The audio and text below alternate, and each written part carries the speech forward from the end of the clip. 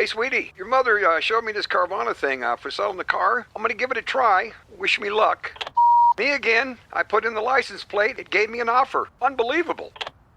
Okay, I accepted the offer. They're picking it up Tuesday from the driveway. I haven't even left my chair. It's done. The car is gone. I'm holding a check. Anyway, Carvana, give it a whirl. Love ya. So good, you'll want to leave a voicemail about it. Sell your car today on Carvana. Pickup fees may apply. USAA knows dynamic duos can save the day, like superheroes and sidekicks or auto and home insurance. With USAA, you can bundle your auto and home and save up to 10%. Tap the banner to learn more and get a quote at USAA.com/bundle. Restrictions apply. When you take a sip of an ice-cold Coke Zero Sugar, you know you're getting real Coca-Cola taste you love. And with Zero Sugar. It's so delicious, you can almost taste it with your ears. Hear those bubbles? Imagine them tingling on your tongue. Fizzy deliciousness. Listen to that cascading liquid. It's unmistakably tasty. All with Zero Sugar. Crisp. Refreshing. And ice cold. Coke Zero Sugar. Real Coca-Cola taste. Zero sugar. Carly, there was a lot of crazy food that these kids were eating. Were you a picky eater as a kid? I was so picky. Like, wouldn't eat pizza, took the cheese off, took the sauce off, wouldn't drink pop. I wouldn't eat potato chips. I was so picky. What about you? Wow. No, not that picky. I was going to say I was pretty picky, but I wouldn't eat things like, and I still don't, but olives, peppers, the more weird stuff. But no, pizza was like a staple. So you take the cake for a picky eater here. I will always eat cake.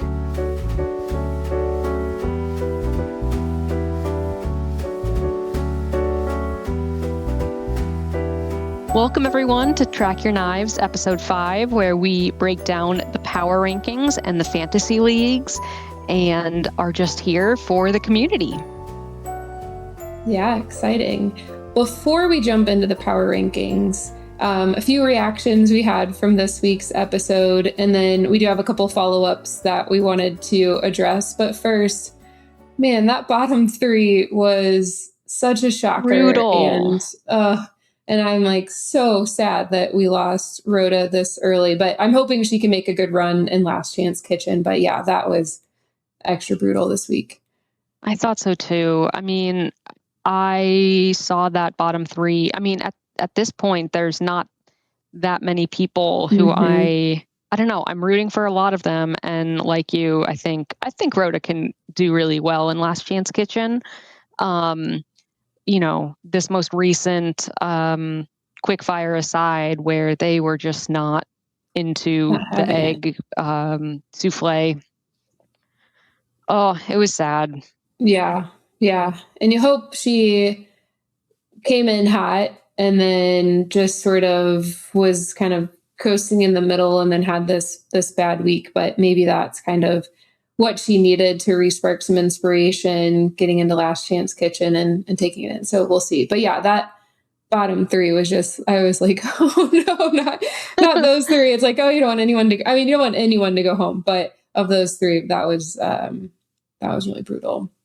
Yeah, it makes me think, and I was talking to someone a little bit on Instagram too about for folks who like we're doing really well and we're sort of ahead of things and then we're eliminated, looking into, how frequently that happens. So I've got some thoughts about sort of following up on that. Yeah. Would love to see that. Cause I think I was seeing online that there's like a lot of heavy hitters that have gone out in episode 5. I think like Katiana last year, Rasika went out. So that might be interesting to look at that like episode 5, because there were some like, I think folks that people thought were going to go really far in there. So that might be fun to look at. I was also like curious your perspective on, and I know Tom and Sarah talked about this a little bit, but that Jennifer decided to stay. Do you think had she bowed out that they would have kept the other chefs? I am of two minds. It messes with like there are certain challenges that they do, like Restaurant Wars, where it requires a certain number of chefs. If they're planning on having teams of 3, if they're planning on teams of 4, or even teams of 5, right? So it messes with the season that way. So they would need to sort of change Last Chance Kitchen a different way. So I'm not sure. I think that I think that the show should have asked Jennifer to leave. Yeah. And I loved Tom's analogy of the injury list. Like, if you're on the injured list, you are not playing. Yeah. Right. And she's doing this sort of both and On in and a way off. that's sort of a little unfair to the other chefs. I agree. Yeah. And also, if I'm Justin and Jennifer, if I'm guaranteed to be in another season, then Justin has this chance to win $250,000, and then Jennifer has a second chance in a different season. So in some ways, they would be increasing their odds of getting the money, as opposed to like sort of fighting against each other for it. I don't know whether they would have saved Rhoda, maybe, because I think generally they seem to like her. I think so too. I don't know. There's got to be some rule book and legal something that was happening behind the scenes too. Yeah.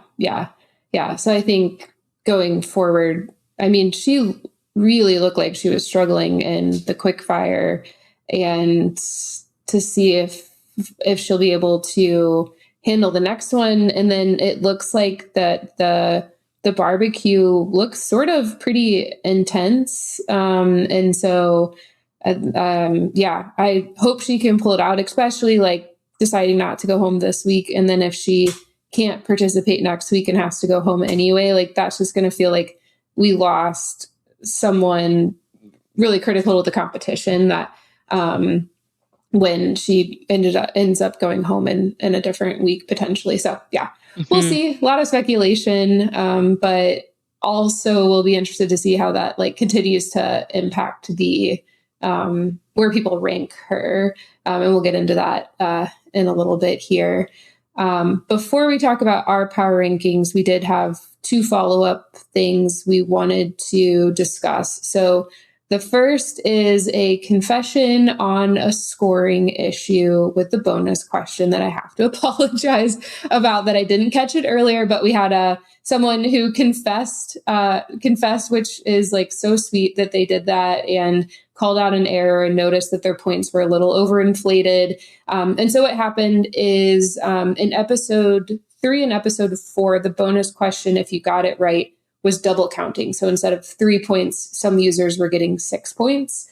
And so that only impacted 16 people in episode 3 and 24 in episode 4. Luckily didn't impact any of the leaders. But yes, thank you to Serafina for reaching out to Carly and letting us know. We've fixed that. And really appreciate you pointing that out. But yeah, it didn't impact the leaderboard or anything, but we always want to be accurate in all of our scoring. So if you see anything, please feel free to point those out and let us know. Yeah. And Serafina also is the first player to get 3 bonus, the first and only player to get 3 of the 4 technically bonus questions right, because we had the one where there was no right answer. So yay, Serafina. Yeah, Serafina. Multiple kudos to you. And then what about the bonus question? So our question was, how many chefs will have either videos or pictures of their children shown on the episode? And so there was a lot of children on the episode, but most of it was actually the chefs in their childhood. So what ended up being the final count that we had? It was just one, just Brandon's kids. And most people, like a plurality, put 2 or 3, which is what I put. Actually, I can't remember, 2 or 3. The range was from 0 to 7. No idea why 2 people, like someone put -2 and another put -23. Wow. Sorry, but you're definitely, you can't have negatives. But yeah, so 20 people got this week's bonus question correct. Nice. That's awesome. So probably about 15-ish% of the audience. something. It doesn't 20 matter. Do doesn't fast matter. math. Yeah. So yeah, you're about right. Correct. Fast math. All right, let's get into power rankings. I can finally celebrate Anthony. Finally won. I have kept him in number one because he was my number one draft pick. And I was like, I'm going to manifest this win, even though this happened months and months ago. And whatever I think about what's going to happen has no actual impact on the results. But he finally won. So I got my 11 points this week. So I'm excited for that. But yeah, I think overall we both did okay. Yeah, you're going up in the rankings. You're at 13th when we look at ties, and then I'm at 38th. I think last week I was either 38th, 39th, or 40th when looking at ties. So somewhere I'm staying around there. There we go. This week I decided to look at for an individual episode, like what is the distribution of scores that people are getting. And yeah, and so on average, people this episode got 8.8 points. The median was a little bit lower at 7. So what that means is that there are some people like you, Kendra, and people who did better than you that are sort of pulling the average to be higher. And so the median sort of doesn't take into account those things on the edges. I'm proud of myself. I did better than average. In this episode, I got 14 points. Very good. And there are 20 of us who did that. And yeah, so I mean, I'm feeling good, but at the same time, I'm starting to get really nervous, Kendra, because I feel like I'm going to have to start naming favorites and really rooting for them. And I feel uncomfortable being like, that kind of means I'm rooting against other people. Right. Yeah, I know. That's what makes this so hard. But yeah, I mean, this was a tough week with Rhoda being a surprise. And then I think, and we'll get into it, but we hypothesized last week that Anthony having a down week, like he was ranking at the top a lot and he had a down week. And so it'll be interesting looking at the numbers if that's why people sort of leaned towards lower numbers, is because they started to drop him a little bit after last week. But then having Rhoda go home, I think very few people probably were expecting that. But I know I had moved her down to 5. And you had her 1 point lower than me. But I think it was just from my perspective, I was like, there's some chefs that are gaining some momentum. It's hard to keep winning. And so who are some of those chefs with momentum that I should bump up and put them a little bit higher? But yeah, let's get into that then. So for predictions, how did everyone do predicting the winner and the eliminated chef? Yeah, so the winner, more than 50% of folks had Anthony in their top 3, and 20 players had Anthony as most likely to win the elimination. And there were still more than double the number of people who chose Lawrence as most likely to win. But Anthony came in second in the power rankings. So a lot of people were right in choosing him as the winner. Yeah. And was this the first week that he wasn't? I was just looking back. No, before. But he's typically been around 1, but I think he had a couple down weeks. But yeah. Yeah, he's never been in episode 3. He was 3rd. His rank of the average rank was 3rd. But he's been 1st in 3 of the episodes, and episode 5 he was 2nd. So yeah. I mean, he's still clearly a front runner. Yeah, agree. Hello, listener. Producer Mays here to talk to you about Quinn's Cookware. I know cooking can feel like a lot of work these days, especially when the temptation to order takeout is stronger than ever. But trust me when I say that quality cookware makes a big difference in your experience cooking at home. Quince has got top-tier pots and pans, like my favorite, the extremely versatile and easy-to-clean 3-quart stainless steel sauté pan that you'd expect to find at a luxury store, but for 50 to 60% less. You heard me right. High quality materials for half the price. How could such a thing be possible? Well, Quince works directly with manufacturers, cutting out the middlemen and passing the savings on to you. Now, Quince even carries fine wine, from Napa Valley vineyards to Dom Perignon champagne, enough to fill the Nile. Ho ho! So what are you waiting for? Upgrade your kitchen with Quince. Go to quince.com/dings for free shipping and 365-day returns. Now available in Canada too. Go to quince.com/dings, D-I-N-G-S, for free shipping and 365-day returns. Quince.com/dings. Hello, listener. Producer Mays here to talk to you about the perfect gene. Allow me to be vulnerable here for a minute. As you may or may not know, I've got a lot of childhood trauma, and it almost entirely centers around buying pants. As a lifelong sufferer of tall man syndrome, I've never been able to find a pair of pants that fit in the store. I had to go to those special freak stores, places with more X's than an adult video store. It was a nightmare. But now, the perfect gene has entered my life. They've got 6 fits, a size range from 26 to 50-inch waists, and lengths up to 38, giving you 5,000 plus ways to find your perfect match. So it's not just for my fellow sufferers of TMS, that's tall man syndrome, but thick thigh kings can find their perfect jeans as well. And for a limited time, our listeners get 15% off their first order plus free shipping at theperfectgene.nyc, or just Google The Perfect Gene and use code DINGS15 for 15% off. That's 15% off for new customers at theperfectgene.nyc with promo code DINGS15. After you purchase, they'll ask you where you heard about them. Please support our show and tell them we sent you. Fuck your khakis and get the perfect gene. This episode is brought to you by Fandango. People say fans are too distracted these days, but the truth is, when a great movie hits the screen, you show up, you stay glued, invested, part of the story. And without fans like you, there'd be no cinema magic, no shared moments. So head to Fandango.com to get tickets, stream, or rent or buy top movies and series. Fandango loves fans.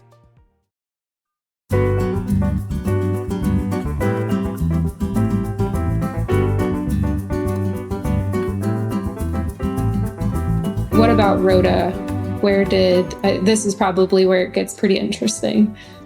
Yes, only 3 players put Rhoda as most likely to be eliminated. Zach E16.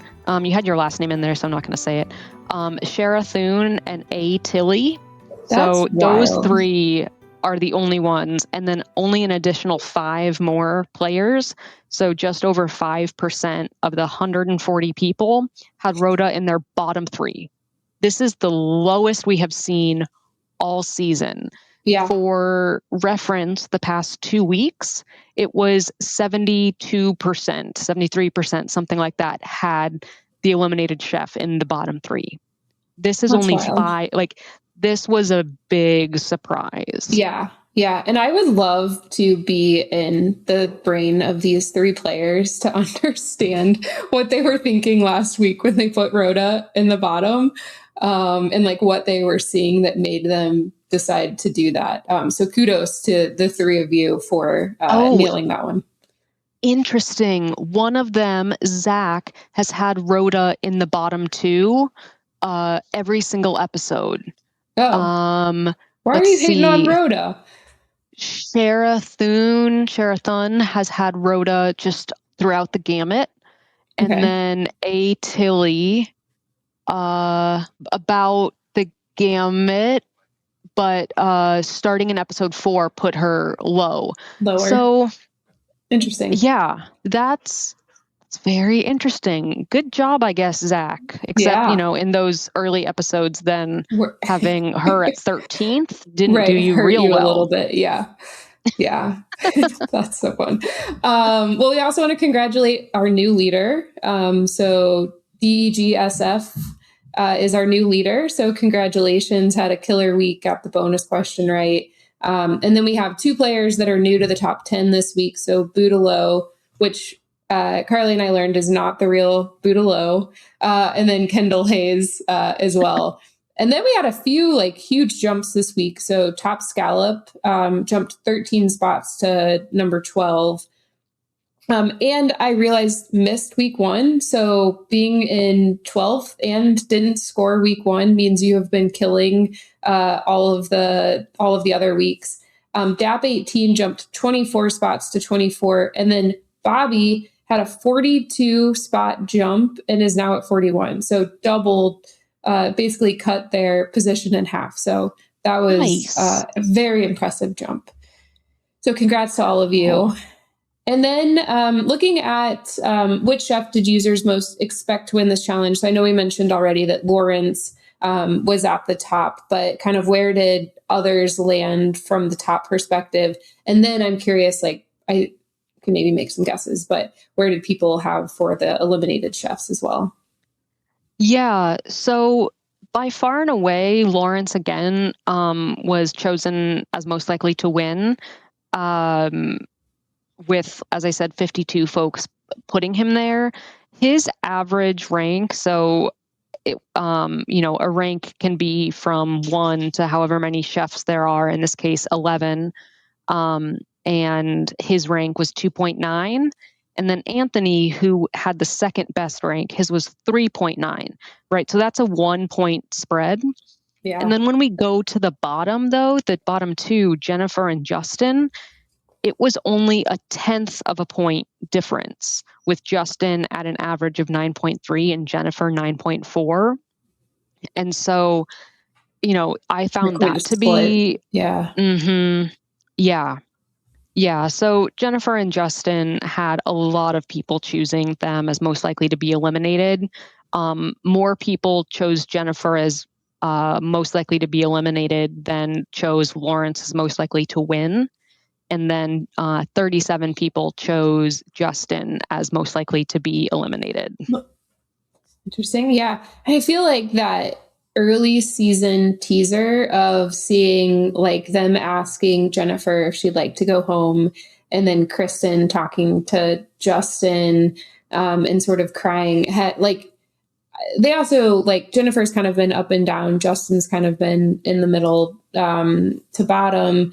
But I feel like that has like biased where people are ranking them too.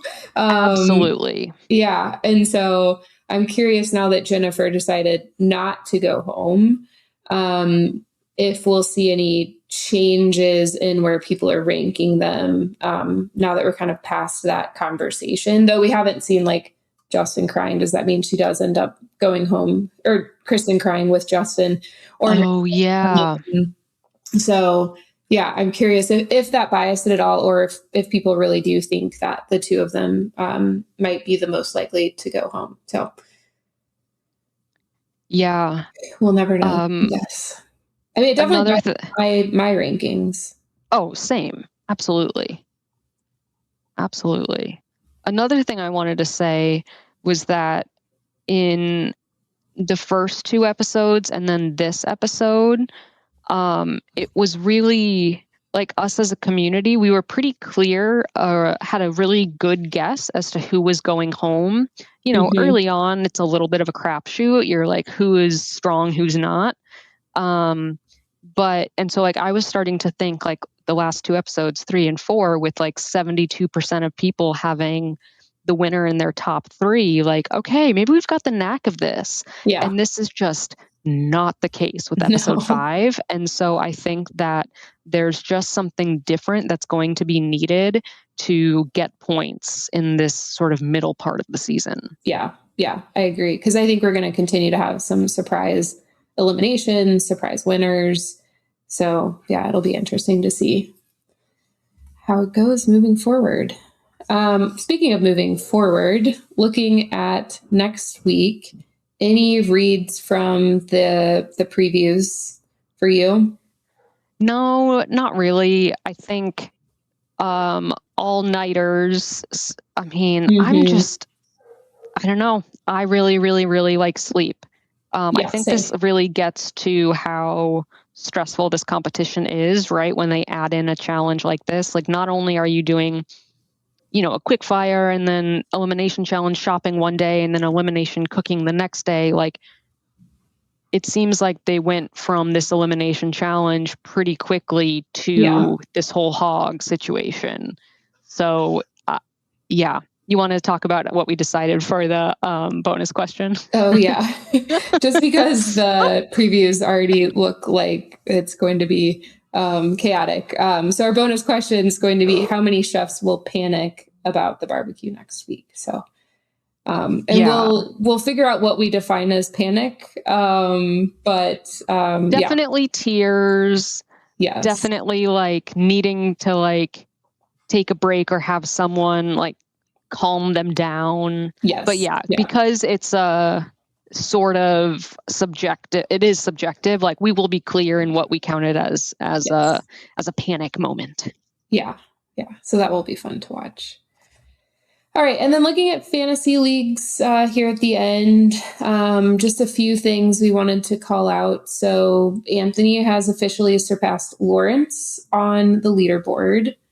And then you have Brandon behind them, who has had no bottom finishes. So he is the only chef that is like green across the board. He hasn't lost any points from being in the bottom. So he is now the only one. It was him and Lawrence, but now he's the only one that hasn't been in the bottom on the eliminations yet. And then Seeger is a close second behind him. Justin and Oscar have been the only ones that haven't been on top of an elimination challenge. So I think will be interesting to see where they can land, but they're the only two that haven't reached the top. Anything else interesting from the fantasy leagues that you pulled out? I mean, Dwen's been great, like being really consistently at the top of Quickfire and Elimination. So, I think she's on the watch list for me, for sure. Yeah, same. And I would add Sherry too. I think her plates look chaotic. Like, she adds a lot of elements to them and like, you can't quite tell what's going on, but I feel like she's gotten a lot of momentum these last few episodes, being in the top of both eliminations.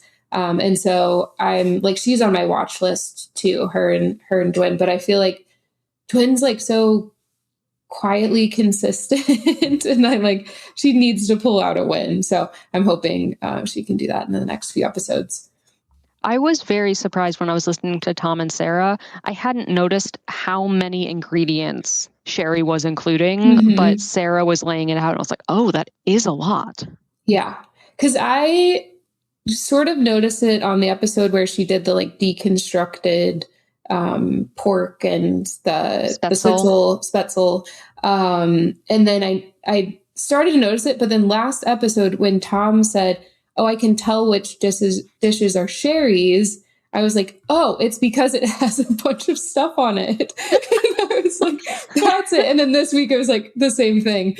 So yeah, that's her thing, but they noticed that it's hers. And they called out noticing like Seeger's dish. They knew what was his. So it's fun that they're starting to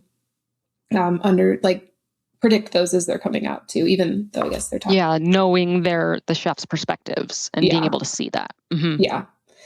Anything fun from the fantasy leagues themselves to call out? Yeah, I thought this week I would just call out, because usually I focus on the leagues where the teams have 2 chefs, because that's me in like year's league and my league, and 7 chefs, because that's what Tom and Sarah have. But this time I figured I'm going to go through all of the ones just to give more people some shout outs. So this person has 2 chefs on their team, and they are leading all the fantasy league teams when we look at the standardized points. Team Risotto Curse of Pack Your Knives 4. And really proud of them because that's one of our leagues. Nice. Team 3 of League Tomfoolery for teams of 3 chefs. For teams of 4 chefs. Top Scallop of League Xenofriends is leading. And then the next two are just team ones. So this is of 5 and 6 chefs respectively within the Top Chef League. Wow. Team 1 of Top Chef League, not a great name, but congrats on leading. Yes. And then team 1 of Top Chef Skinny Candle. Okay. All right. As we know, Team Sarah's freaking crushing it and crushing Tom. It's incredible. She's and over 100 points. It's terrifying. And then Team Comfy Chicken Biscuit of League Top Pensacola. Hey, congrats everybody. That's great. Well, I think that's it. So we're going to wrap up. Just a reminder, make sure to get your rankings in at find-topchef.com. I will watch the timing. So this week it was actually on 30 minutes earlier than normal. So I'll make sure to call that out if they change the air time again, and when you need to get your rankings in. So I think that threw a few people off having it on 30 minutes earlier. And then make sure you check out all the great content on packyourknives.com, including Tom and Sarah's episode recaps. And then Carly's been doing some really great analysis these past few weeks as well that I know Tom and Sarah were chatting about on their podcast. So make sure you go and check those out. And I think that's it. Carly, do you want to sign us off? Yeah. Thanks for listening. This has been Track Your Knives.